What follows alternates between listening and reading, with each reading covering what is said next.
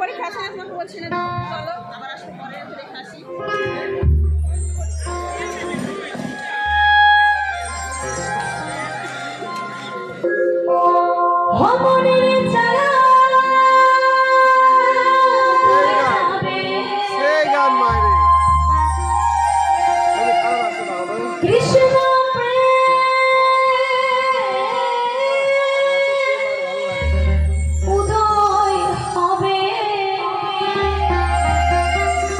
একবার কৃষ্ণ বলে সবাই দুটি বাহু তুলে একবারে নাচো রে হরে কৃষ্ণ বলে।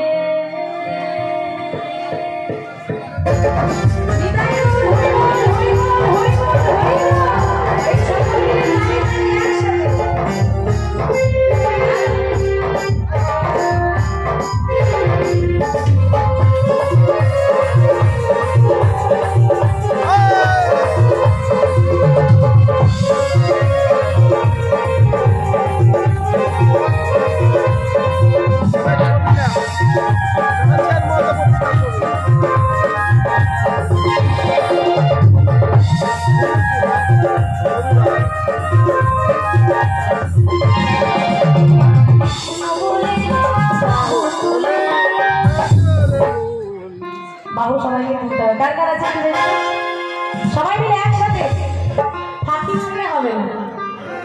একটা কথা বলে যাই, যারা যারা হাত তুলবে তার উপকার নাকি। আমরা তো সারাদিনে হাত তুলি, দেখবেন সামনে ইলেকশন আসবে তখন সবাই খালি ভোট দিন তুলে হাত তুলবে, তখন হাত তুলে কোনো লাভ নেই। যদি কেউ গোবিন্দের নামে হাত তুলতে পারে তাহলে সকল পাপ তাপ সকল কিছু দূর হয়ে যায়। তো যে যে তুলবে তার উপকার, আমি তুললে আমার, আপনারা তুললে আপনার। তারা নিজেদের উপকার চাই, পাপ তাপ দূর করতে চাই, তাহলে সবাই কাম করতে যাবে। কৃষ্ণ বলে বাহু তুলে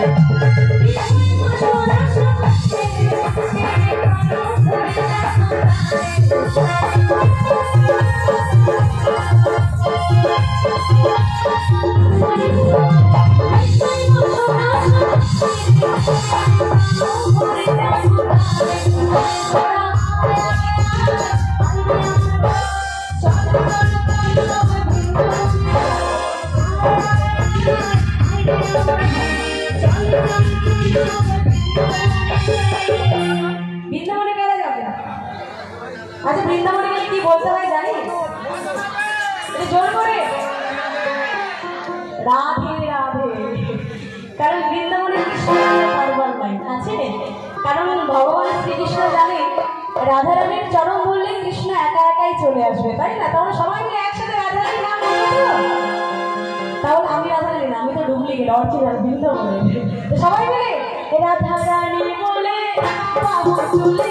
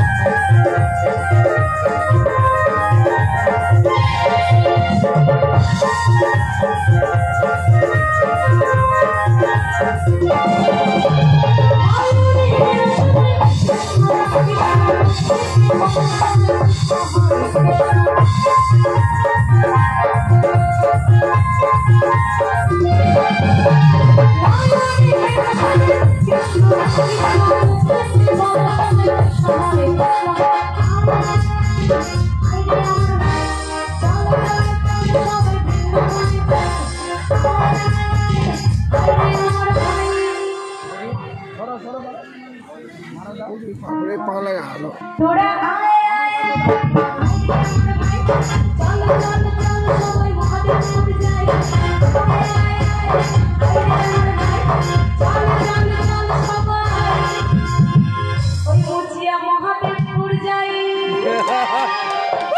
এখন বৃন্দাবনে গেলে মিনিমাম 15 থেকে 20,000 টাকা সঙ্গে করে বাঁধতে হবে, তাই না?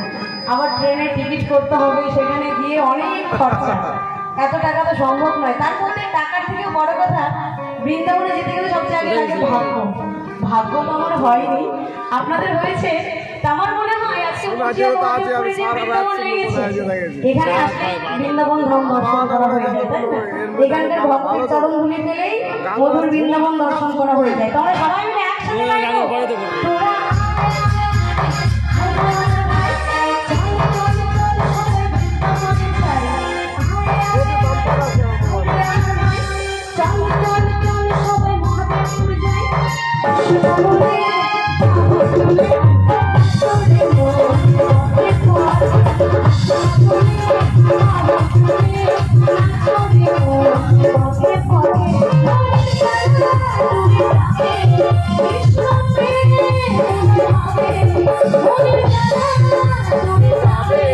Krishna